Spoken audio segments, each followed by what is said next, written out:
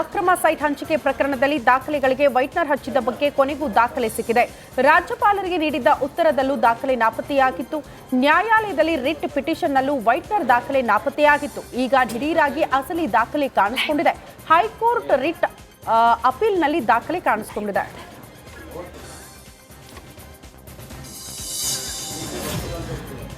ಈ ಪ್ರಕರಣಕ್ಕೆ ಸಂಬಂಧಪಟ್ಟಂತೆ ದೂರುದಾರ ಸ್ನೇಹಮಯಿ ಕೃಷ್ಣ ವೈಟ್ನರ್ ಹಾಕಿದ್ದರ ಮೇಲೆಯೇ ಗಂಭೀರ ಅನುಮಾನ ವ್ಯಕ್ತಪಡಿಸಿದ್ದಾರೆ. ವೈಟ್ನರ್ ಹಾಕಿದ್ಯಾಕೆ ಎಂಬುದಕ್ಕೆ ಉತ್ತರವಿಲ್ಲ. ಸಿಎಂ ನೀಡಿರುವ ದಾಖಲೆಯಲ್ಲಿ ಉತ್ತರ ಇಲ್ಲ ಅಂತ ಹೇಳಿದ್ದಾರೆ. ಏನು ಮೈಸೂರು ನಗರಾಭಿವೃದ್ಧಿ ಪ್ರಾಧಿಕಾರ ಒಂದು ಮನವಿ ಪತ್ರ ಕೊಟ್ಟಿದೆ ಅಂತ ಹೇಳಿದ್ರೆ, ಆ ಮನವಿ ಪತ್ರದ 2ನೇ ಪುಟದಲ್ಲಿ ಕೆಲವು ಪದಗಳು ವೈಟ್ನರ್ ಹಾಕಿದರು. ಅದರ ಬಗ್ಗೆ ಸಾಕಷ್ಟು ಚರ್ಚೆಗಳು, ವಿವಾದಗಳು ಕೂಡ ಉಂಟಾಗಿತ್ತು. ಈ ಪತ್ರದ ಬಗ್ಗೆ 1ನೇ ಪುಟವನ್ನು ಮಾತ್ರ ಸಿದ್ದರಾಮಯ್ಯವರು ರಾಜ್ಯಪಾಲರಿಗೆ ಉತ್ತರ ಕೊಟ್ಟಂಥ ಸಂದರ್ಭದಲ್ಲಿ ಕೊಟ್ಟಿದ್ದರು. ಮತ್ತು ಈ ಮೊದಲು ಏನು ಅವರು ರಿಟ್ ಪಿಟಿಷನ್ ಹಾಕೊಂಡಿದ್ರು, ಅದರಲ್ಲೂ ಕೂಡ 1ನೇ ಪುಟ ಹಾಕಿದ್ರು, 2ನೇ ಪುಟ ಹಾಕಿರಲ್ಲ. ನಾವು ಅದ್ರ ಬಗ್ಗೆ ಎಲ್ಲ ಸಾಕಷ್ಟು ಚರ್ಚೆ ಮಾತೆಲ್ಲ ಆಡಿದ ನಂತರ ಈಗ ರಿಟ್ ಅಪೀಲ್ನಲ್ಲಿ ಆ ದಾಖಲೆಯನ್ನು ಸಲ್ಲಿಸಿದ್ರು. ಆದರೆ ಆ ವೈಟ್ನರ್ ಹಾಕಿದ್ದು ಯಾವಾಗ, ಯಾವ ಕಾರಣಕ್ಕೆ, ಯಾರು ಅನ್ನೋ ಬಗ್ಗೆ ಸ್ಪಷ್ಟ ಮಾಹಿತಿ ಇಲ್ಲ. ಈಗ ಅವರು ಇದ್ರ ಬಗ್ಗೆ ಇಡಿ ಇಲಾಖೆಯಿಂದ ಲೋಕಾಯುಕ್ತಕ್ಕೆ ಪತ್ರ ಬರೆದಿರುವ ವಿಚಾರಕ್ಕೆ ಮೈಸೂರಿನಲ್ಲಿ ಸಾಮಾಜಿಕ ಕಾರ್ಯಕರ್ತ ಸ್ನೇಹಮಯಿ ಕೃಷ್ಣ ಹೇಳಿಕೆಯನ್ನ ನೀಡಿದ್ದಾರೆ. ಲೋಕಾಯುಕ್ತ ಅಧಿಕಾರಿಗಳಿಗೆ ಇಡಿ ಅಧಿಕಾರಿಗಳು ಪತ್ರ ಬರೆದಿದ್ದಾರೆ. ಆ ಪತ್ರದಲ್ಲಿ ನಾನು ಮಾಡಿದ ಆರೋಪ ಮೇಲ್ನೋಟಕ್ಕೆ ಸಾಬೀತಾಗಿರೋದು ಕಂಡು ಬಂದಿದೆ. ಸಿಎಂ ಪತ್ನಿ ಪಾರ್ವತಿ 50-59 ಅನುಪಾತದಲ್ಲಿ ನಿವೇಶನ ಕೊಡಬೇಕೆಂದು ಎಲ್ಲಿಯೂ ಉಲ್ಲೇಖ ಇಲ್ಲ. ಜನರ ದಿಕ್ಕು ತಪ್ಪಿಸೋದಕ್ಕೆ ಈ ರೀತಿಯಾದ ಹೇಳಿಕೆಯನ್ನ ನೀಡ್ತಾ ಇದ್ದಾರೆ ಅಂತ ಆರೋಪಿಸಿದರು. ಯಾವ ಕಾನೂನು ಪ್ರಕಾರ, ಯಾವ ಕಾನೂನು ಅವರಿಗೇನು ಶ್ರೀಮತಿ ಪಾರ್ವತಿಯವರ ಹೆಸರಿಗೆ ಮಂಜೂರಾತಿ ಪತ್ರ ಕೊಟ್ಟಿದ್ದಾರೆ. ಆ ಮಂಜೂರಾತಿ ಪತ್ರದಲ್ಲಿ 2015ರಲ್ಲಿ ಇಸ್ವಿಯಲ್ಲಿ ಸರ್ಕಾರದಿಂದ ಹೊರಡಿಸಿರತಕ್ಕಂಥ ಅಧಿಸೂಚನೆ ಉಲ್ಲೇಖ ಮಾಡಿದ್ದಾರೆ. ನೀವು ಆ ಅಧಿಸೂಚನೆ ನೋಡ್ಬೋದು. ಅದರಲ್ಲಿ 50 ಅನ್ನೋ ನಿವೇಶನ ಕೊಡಬೇಕು ಅಂದರೆ ಯಾವುದೇ ಉಲ್ಲೇಖ ಇಲ್ಲ. ಮತ್ತು ಶ್ರೀಮತಿ ಪಾರ್ವತಿ ಹೆಸರು ನೋಂದಣಿಯಾಗಿರ್ತಂಥ ಕ್ರಯಪತ್ರ ನೋಡ್ಬೋದು. ಆ ಕ್ರಯಪತ್ರದಲ್ಲಿ 1991ರ ನಿಯಮಾವಳಿ ಅನ್ವಯ ಆಗುತ್ತೆ ಅಂತ ಹೇಳಿದ್ರೆ, ನೀವು ಆ ನಿಯಮಾವಳಿನ ನೋಡಿದಾಗಲೂ ಕೂಡ 50 ಅನ್ನೋ ನಿವೇಶನ ಕೊಡಬೇಕು ಅಂದರೆ ಎಲ್ಲೂ ಉಲ್ಲೇಖ ಇಲ್ಲ. ಇವರು ಸುಮ್ಮನೆ ಸುಳ್ಳು.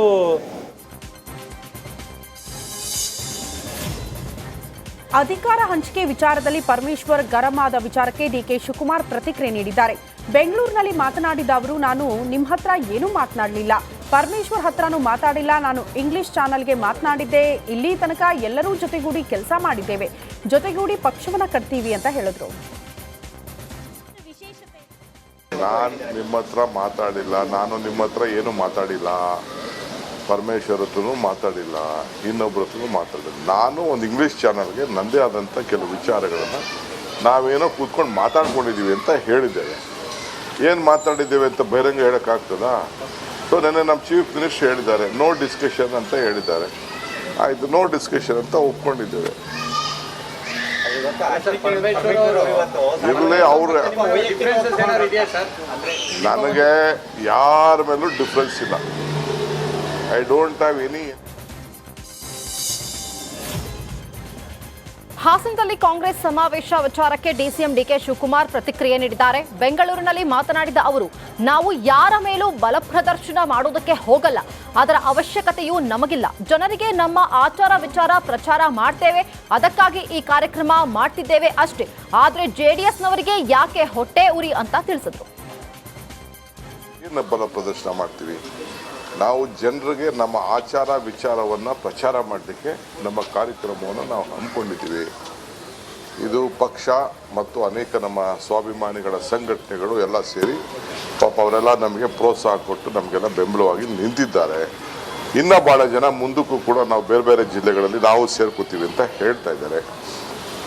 ಅದಕ್ಕೆ ಈ ಸಮಾವೇಶ ನಾವು ಮಾಡ್ತಾ ಇದ್ದೀವಿ. ಸೊ ನಮ್ಮ ವಿಚಾರನ ಜನರ ಹತ್ರ ಹಂಚ್ಕೊಳ್ಳೋಕ್ಕೆ ಬೇರೆಯವ್ರಿಗೆ ನಿಮ್ಗೇನು ಹೊಟ್ಟೆ ಊರಿ, BJP-ಅವ್ರಿಗೇನು ಹೊಟ್ಟೆ ಊರಿ, ಜನತಾದಳದವ್ರಿಗೇನು ಹೊಟ್ಟೆ ಊರಿ?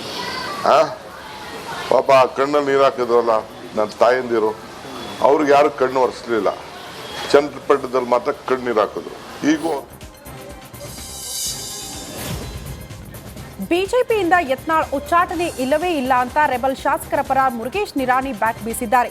ಬೀದರ್ನಲ್ಲಿ ಮಾತನಾಡಿದ ಅವರು, ಯತ್ನಾಳ್ ಹಿರಿಯರು ಪಕ್ಷಕ್ಕಾಗಿ ದುಡಿದಿದ್ದಾರೆ, ಎರಡೂ ಕಡೆಯಿಂದಲೂ ತಪ್ಪಾಗಿದೆ. ಹೈಕಮಾಂಡ್ ಎರಡೂ ಕಡೆಯ ತಪ್ಪುಗಳನ್ನು ಸರಿಪಡಿಸಬೇಕು. ಯತ್ನಾಳ್ರಿಂದ ಬಸವಣ್ಣನಿಗೆ ಅವಮಾನ ಆಗಿಲ್ಲ ಎಂದು ಯತ್ನಾಳ್ ಪರ ನಿರಾಣಿ ಬ್ಯಾಟ್ ಬೀಸಿದ್ದಾರೆ. ಆದರೆ ಅವ್ರು ತಾವು ಈಗಾಗಲೇ ಅದು ಸ್ಪಷ್ಟೀಕರಣ ಕೊಟ್ಟಿದ್ದಾರೆ. ನಾ ಅರ್ಥದಲ್ಲಿ ಹೇಳಿದ್ದಿಲ್ಲ, ಇವರು ಮೀಡಿಯಾದಿಂದ ಮತ್ತು ಬೇರೆದವರು ಆ ಅರ್ಥವನ್ನು ಉಪಯೋಗಿಸಿ ಮಾತಾಡ್ತಾ ಇದ್ದಾರೆ. ನಾವು ಜಗಜ್ಯೋತಿ ಬಸವಣ್ಣವ್ರ ಬಗ್ಗೆ ನಮ್ಗೆ ಗೌರವ ಇದೆ. ಅವ್ರು ಮಾಡಿರುವಂಥದ್ರ ಬಗ್ಗೆ ನಮಗೆ ಅಪಾರವಾದಂಥ ಅಭಿಮಾನ ಇದೆ. ನಾನು ಒಬ್ಬ ಹಿಂದೂ ಮತ್ತೊಬ್ಬ ಲಿಂಗಾಯತ, ಅದರ ಬಗ್ಗೆ ನಾವು ಅವ್ರು ತಿಳ್ಕೊಂಡಂಥ ಅರ್ಥದಲ್ಲಿ ನಾನು ಮಾತಾಡಿಲ್ಲ ಅಂತ ಸ್ಪಷ್ಟೀಕರಣ ಕೊಟ್ಟಿರೋದ್ರಿಂದ ಅದನ್ನು ಚರ್ಚೆ ಮಾಡೋದು ಇಲ್ಲ ರೀ. ಎಲ್ಲರೂ ಒಟ್ಟಿಗೆ ಹೋಗುವಂಥದ್ದು ಒಳ್ಳೆಯದು ಅಂತ ನನ್ನ ಭಾವನೆ. ಬೆಳ್ಳಾರಿಯಲ್ಲಿ ಪ್ರವೀಣ್ ನೆಟ್ಟಾರು ಹತ್ಯೆ ಪ್ರಕರಣದಲ್ಲಿ ಬೆಂಗಳೂರು ಸೇರಿದಂತೆ 16 ಕಡೆ ಎನ್ಐಎ ದಾಳಿ ನಡೆಸಿದೆ. ಬೆಂಗಳೂರು, ಕೊಡಗು, ಚೆನ್ನೈ, ಎರ್ನಾಕುಲಂನಲ್ಲಿ ದಾಳಿ ನಡೆಸಿದೆ. ನಾಪತ್ತೆಯಾಗಿರುವ ಆರೋಪಿಗಳಿಗೆ ಸಂಬಂಧಿಸಿ ದಾಳಿ ನಡೆಸಿದ್ದಾರೆ. ಪ್ರಕರಣದಲ್ಲಿ ಇನ್ನೂ 7 ಮಂದಿ ಆರೋಪಿಗಳು ನಾಪತ್ತೆಯಾಗಿದ್ರು. ಈ ಆರೋಪಿಗಳು ವಿದೇಶದಲ್ಲಿರುವ ಶಂಕೆ ವ್ಯಕ್ತವಾಗಿದೆ. ವಿದೇಶದಲ್ಲಿದ್ದುಕೊಂಡು ಅಲ್ಲಿಯವರ ಜೊತೆ ಸಂಪರ್ಕ ಇಟ್ಕೊಂಡಿದ್ದಾರೆ. ಈ ಹಿನ್ನೆಲೆಯಲ್ಲಿ ಎನ್ಐಎ ತಂಡ 3 ರಾಜ್ಯಗಳಲ್ಲಿ ದಾಳಿ ನಡೆಸಿ 2022 ಜುಲೈ 26ರಂದು ದಕ್ಷಿಣ ಕನ್ನಡದ ಸುಳ್ಯ ತಾಲೂಕಿನ ಬೆಳ್ಳಾರಿಯಲ್ಲಿ ಪ್ರವೀಣ್ ಹತ್ಯೆ ನಡೆದಿತ್ತು.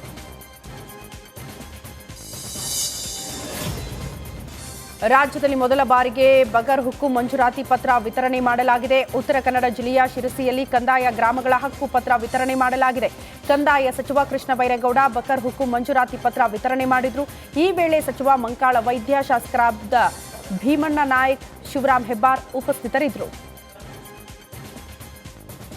ಬಿಜಾಪುರ ಜಿಲ್ಲೆಯಿಂದ 95 ವರ್ಷಗಳ ಹಿಂದೆ ಆಹಾರ ಬೆಳೆಯೋದಕ್ಕೆ ಅಂತೇಳಿ ಕುಂಬೇಚಿಗೆ ಅಂತೇಳಿ ಆತ್ಮಹತ್ಯೆ ಕಾಲದಲ್ಲಿ ಸ್ಕೀಮ್ ಬ್ಯಾಂಕ್ ಹಾಕಿಕೊಟ್ಟು ಅದು ರೆವೆನ್ಯೂ ಪುಣ್ಯ ಆಗಿತ್ತು. ಸರ್ಕಾರದ ಪರ ಹಿರಿಯ ವಕೀಲ ಕಪಿಲ್ ಸಿಂಬಲ್ ವಾದವನ್ನ ಮಂಡಿಸಿದ್ದು, ಇದೀಗ ಸಿಎಂ ಸಿದ್ದರಾಮಯ್ಯ ಮೇಲ್ಮನವಿ ಅರ್ಜಿ ವಿಚಾರಣೆಯನ್ನ ಜನವರಿ 20ಕ್ಕೆ ಮುಂದೂಡಿಕೆ ಮಾಡಲಾಗಿದೆ.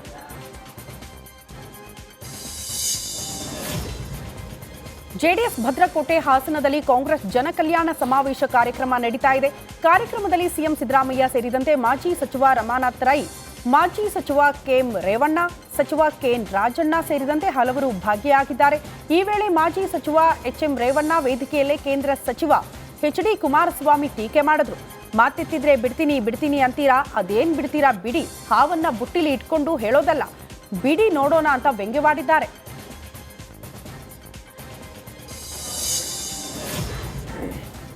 ಬಾಂಗ್ಲಾದೇಶದಲ್ಲಿ ಹಿಂದೂಗಳ ಮೇಲೆ ದೌರ್ಜನ್ಯ ಖಂಡಿಸಿ ಎಲ್ಲೆಡೆ ಆಕ್ರೋಶ ವ್ಯಕ್ತವಾಗ್ತಾ ಇದೆ. ಹೊಸಪೇಟೆಯಲ್ಲಿ ದಲಿತ ಹಾಗೂ ಶೋಷಿತರ ಧ್ವನಿ ಸಂಘಟನೆಯಿಂದ ಪ್ರತಿಭಟನೆ ಹಾಗೂ ಜನಾಂದೋಲನ ನಡೀತಾ ಇದೆ. ವಾಲ್ಮೀಕಿ ವೃತ್ತದಲ್ಲಿ ಪ್ರತಿಭಟನೆ ಮಾಡಿದ್ದಾರೆ. ಅದಕ್ಕೂ ಮುನ್ನ ಶ್ರೀರಾಮ, ಕೃಷ್ಣ, ಲಕ್ಷ್ಮಣ, ಹನುಮಂತನ ಭಜನೆ ಹಾಡಿ ಕುಣಿದಿದ್ದಾರೆ.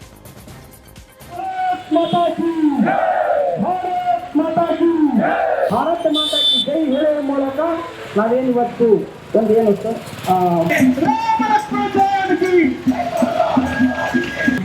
ಅಲ್ಲಿಂದ ಓಡಿಸಿದ್ರು ಪ್ರಧಾನ.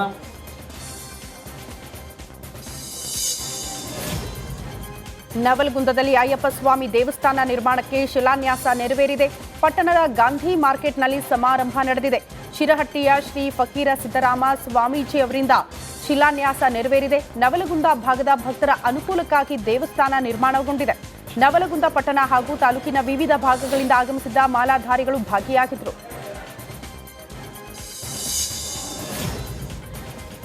ಮಂಡ್ಯದಲ್ಲಿ ಜೋಡಿ ಕಾಡಾನೆಗಳ ದಾಂಧಲೆ ಮುಂದುವರೆದಿದೆ. ಕೆಆರ್ಪೇಟೆ ತಾಲೂಕಿನ ಹಲವು ಗ್ರಾಮಗಳಲ್ಲಿ ಕಳೆದ 5 ದಿನಗಳಿಂದ ಕಾಡಾನೆಗಳು ಜಮೀನಿಗೆ ಲಗ್ಗೆ ಇಟ್ಟು ಲಕ್ಷಾಂತರ ರೂಪಾಯಿ ಮೌಲ್ಯದ ಬೆಳೆ ನಾಶಗೊಳಿಸಿವೆ. ಇಂದು ಹರಿಹರಪುರ ಗ್ರಾಮದ ಬಳಿ ಮತ್ತೆ ಕಾಡಾನೆಗಳು ಪ್ರತ್ಯಕ್ಷವಾಗಿದ್ದು ಭತ್ತ, ರಾಗಿ, ಕಬ್ಬು, ಅಡಿಕೆ, ತೆಂಗು ಬೆಳೆಗಳನ್ನು ಹಾನಿಗೊಳಿಸಿವೆ. ಜೋಡಿ ಆನೆಗಳ ಉಪಟಳದಿಂದ ರೈತರು ಕಂಗಾಲಾಗಿದ್ದಾರೆ.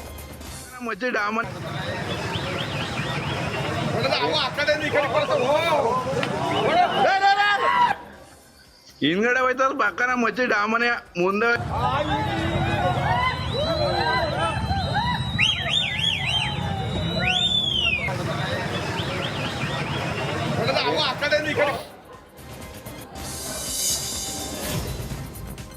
ಬಾಗಲಕೋಟೆಯಲ್ಲಿ ಕೃಷ್ಣಾ ಮೇಲ್ದಂಡೆ ಯೋಜನೆ ಪೂರ್ಣಗೊಳಿಸುವಂತೆ ಆಗ್ರಹಿಸಿ ನಡೀತಾ ಇರುವ ಹೋರಾಟ 3ನೇ ದಿನಕ್ಕೆ ಕಾಲಿಟ್ಟಿದೆ.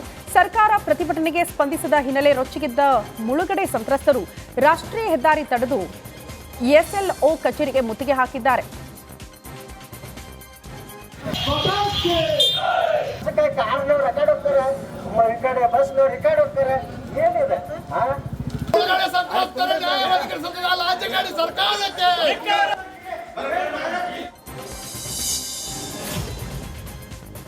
ಬಾಂಗ್ಲಾದೇಶದಲ್ಲಿ ಹಿಂದೂಗಳ ಮೇಲೆ ನಡೆಯುತ್ತಿರುವ ಹಲ್ಲೆ ಖಂಡಿಸಿ ಪ್ರತಿಭಟನೆ ನಡೆದಿದೆ. ದೊಡ್ಡಬಳ್ಳಾಪುರದ ಹಳೆ ಬಸ್ ಸ್ಟ್ಯಾಂಡ್ನಿಂದ ತಾಲೂಕು ಆಫೀಸ್ವರೆಗೆ ಹಿಂದೂ ಹಿತರಕ್ಷಣಾ ಸಮಿತಿಯಿಂದ ಪ್ರತಿಭಟನೆ ನಡೆದಿದೆ. ರ್ಯಾಲಿಯಲ್ಲಿ ನೂರಾರು ಬಿಜೆಪಿ ಹಾಗೂ ಹಿಂದೂ ಕಾರ್ಯಕರ್ತರು ಭಾಗಿಯಾಗಿದ್ರು. ಹಿಂದೂಗಳಿಗೆ ಸೂಕ್ತ ಭದ್ರತೆ ನೀಡಬೇಕು ಅಂತ ಹೇಳಿ ಎಸಿ ದುರ್ಗಾಶ್ರೀಗೆ ಬಿಜೆಪಿ ಕಾರ್ಯಕರ್ತರು ಮನವಿಯನ್ನು ಮಾಡಿದ್ರು. ಬಗ್ಗೋದಿಲ್ಲ ಎಂದವರು ಯಾಕೆ ಸೈಟ್ ವಾಪಸ್ ಕೊಟ್ಟರು ಎಂದು ಟೀಕಿಸಿದ್ದಾರೆ. ಯಾರಾಗ ಬೇಕಾದರೂ ಕದರಿ ಸಿಕ್ಕಾಕಿಕೊಂಡ್ರು ಮಾಲ್ ವಾಪಸ್ ಕೊಟ್ಬಿಟ್ಟು ಮಾಲ್ ವಾಪಸ್ ಕೊಟ್ರೆ ನಿಮ್ಮ ಮೇಲೆ ಕೇಸ್ ಇಲ್ಲ. ಇದು ಕಾಂಗ್ರೆಸ್ನ ನೀತಿ, ಇದು ಡಿಕೆಶಿ ಮತ್ತು ಸಿದ್ದು ನ್ಯಾಯ ಅಂತ ಹೇಳಿ ಲೇವಡಿ ಮಾಡಿದ್ರು. ಚಿಲ್ಲರೆ ಸೈಟ್ಗಳದು ಇಲ್ಲೇ ಆಗಿರ್ತಕ್ಕಂಥ ಗೋಲ್ಮಾಲು, ಇದರಲ್ಲಿ ಘಟಾನುಘಟಿಗಳಿದ್ದಾರೆ ಅನ್ನೋದನ್ನು ಹೇಳಿದ್ದಾರೆ. ಅದಕ್ಕೆ ಮುಖ್ಯಮಂತ್ರಿಗಳು ಹೇಳ್ತಾರೆ, ಏಯ್ BJPಯವರು ಇದ್ದಾರೆ ಅಂತ. ಸಿದ್ದರಾಮಣ್ಣ ಅದು ಹೇಳ್ಬಿಡು, ಯಾರಾದರೂ ಇರಲ್ರಿ, ಕಳ್ಳನೇ, ಸಿದ್ದರಾಮಣ್ಣನೂ ಕಳ್ಳನೇ, ಯಾರ ಬೇರೆಯವ್ರು ಕದ್ದಿದ್ರೆ ಅವರು ಕಳ್ಳನೇ. ನಮ್ಮ ಪ್ರಕಾರ ನಾವು ಬಿಡೋದಿಲ್ಲ. ಚಿಲ್ರಿ.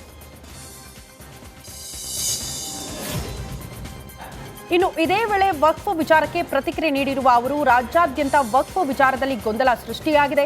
ಈ ಗೊಂದಲಕ್ಕೆ ನಾವು ಕಾರಣ ತಿಳಿದುಕೊಳ್ಳಬೇಕಿದೆ. ವಕ್ಫ್ ಬೋರ್ಡ್ ಪಾಕಿಸ್ತಾನ, ಬಾಂಗ್ಲಾದೇಶದಲ್ಲಿ ಇಲ್ಲ, ಆದರೆ ಕೇವಲ ನಮ್ಮ ದೇಶದಲ್ಲಿ ಮಾತ್ರ ಇದೆ. ಮಸೀದಿ ದರ್ಗಾದಲ್ಲಿ ಕೂತು ಅವರಿಗೆ ಬೇಕಾದ ಸರ್ವೆ ನಂಬರ್ಗಳನ್ನು ವಕ್ಫ್ಗೆ ಸೇರಿಸಿದ್ದಾರೆ ಅಂತ ಕಿಡಿಕಾರಿದ್ದಾರೆ. ಆದರೆ ಆಡಳಿತ ಮಾಡತಕ್ಕಂಥ ಸರ್ಕಾರ ತಪ್ಪು ಮಾಡಿದ್ರು ಕೂಡ ಪರಮಾಧಿಕಾರದಲ್ಲಿ ಕುಳಿತಿರ್ತಕ್ಕಂಥ ಕೋರ್ಟ್ ಅದನ್ನ ಪ್ರಶ್ನೆ ಮಾಡಬಹುದು, ನಮಗೆ ಸಲಹೆ ಮಾಡಬಹುದು. ಪರಮಾಧಿಕಾರ ಅವ್ರಿಗೆ ಮಾತ್ರ ಇರೋದು. ಆದ್ರೆ ಇದು ಜಾಗ ನಮ್ಮದು, ಈ ಭೂಮಿ ನಮ್ಮದು ಅಂತ ವಕಫ್ ಬೋರ್ಡ್ನವ್ರು ಹೇಳಿಬಿಟ್ರೆ ಕೋರ್ಟ್ಗೂ ಹೋಗಂಗಿಲ್ವಂತೆ. ಯತ್ನಾಳ್ ಮುನಿಸಿನ ವಿಚಾರಕ್ಕೆ ದಾವಣಗೆರೆಯಲ್ಲಿ ಛಲವಾದಿ ನಾರಾಯಣ ಸ್ವಾಮಿ ಪ್ರತಿಕ್ರಿಯೆ ನೀಡಿದ್ದಾರೆ. ತಮ್ಮ ಪಕ್ಷ ಯಾವಾಗಲೂ ತಣ್ಣಗೆ ಇರುತ್ತೆ, ಬೇಸಿಗೆ ಬಂದಾಗ ಮಾತ್ರ ಸ್ವಲ್ಪ ಬಿಸಿ ಇರುತ್ತೆ, ಆಮೇಲೆ ಎಲ್ಲ ತಣ್ಣಗಾಗುತ್ತೆ ಅಂತ ತಿಳಿಸಿದರು.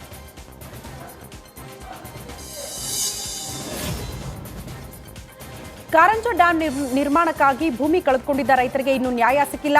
ರಿಪಬ್ಲಿಕಾನ ವರದಿ ಬಳಿಕ ಈಗ ರೈತರ ಪರ ವಿರೋಧ ಪಕ್ಷಗಳು ನಿಂತಿವೆ.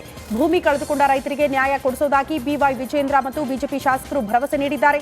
ಚಳಿಗಾಲದ ಅಧಿವೇಶನದಲ್ಲಿ ಈ ಬಗ್ಗೆ ಪ್ರಸ್ತಾಪ ಮಾಡುವುದಾಗಿ ಶಾಸಕ ಶರಣು ಸಲ್ಗಾರ್ ತಿಳಿಸಿದ್ದಾರೆ.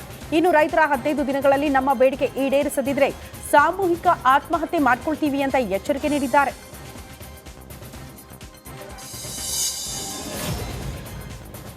ಬಸವಣ್ಣ ಕುರಿತು ಯತ್ನಾಳ್ ವಿವಾದಾತ್ಮಕ ಹೇಳಿಕೆ ವಿಚಾರ ಖಂಡಿಸಿ ಮಂಡ್ಯದಲ್ಲಿ ಅಖಿಲ ಭಾರತ ವೀರಶೈವ ಲಿಂಗಾಯತ ಮಹಾಸಭಾ ಜಿಲ್ಲಾಧ್ಯಕ್ಷ ಆನಂದ್ ಆಕ್ರೋಶವನ್ನು ವ್ಯಕ್ತಪಡಿಸಿದರು. 12ನೇ ಶತಮಾನದಲ್ಲಿ ಅಸ್ಪೃಶ್ಯತೆ ಹೋಗಲಾಡಿಸುವುದಕ್ಕೆ ಬಸವಣ್ಣ ಪ್ರಯತ್ನ ಪಟ್ಟರು.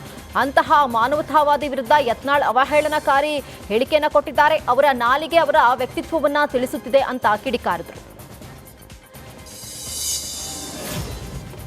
ಯಾದಗಿರಿ ಜಿಲ್ಲೆಯ ಶಹಾಪುರದಲ್ಲಿ ವಕ್ಫ್ ವಿರುದ್ಧ ಬಿಜೆಪಿ ಬೃಹತ್ ಹೋರಾಟ ನಡೆಸ್ತಾ ಇದೆ. ಬಿಜೆಪಿ ರಾಜ್ಯಾಧ್ಯಕ್ಷ BY ವಿಜೇಂದ್ರ ನೇತೃತ್ವದಲ್ಲಿ ನಮ್ಮ ಭೂಮಿ ನಮ್ಮ ಹಕ್ಕು ಟ್ಯಾಗ್ಲೈನ್ ಅಡಿ ಪ್ರತಿಭಟನೆ ನಡೆಸಲಾಗ್ತಾ ಇದೆ. ಶಹಾಪುರ ನಗರದ CB ಕಮಾನ್ನಿಂದ ಪ್ರತಿಭಟನಾ ರ್ಯಾಲಿ ಆರಂಭವಾಗಿ ಬಸವೇಶ್ವರ ವೃತ್ತದ ತನಕ ಸಾಗಲಿದೆ.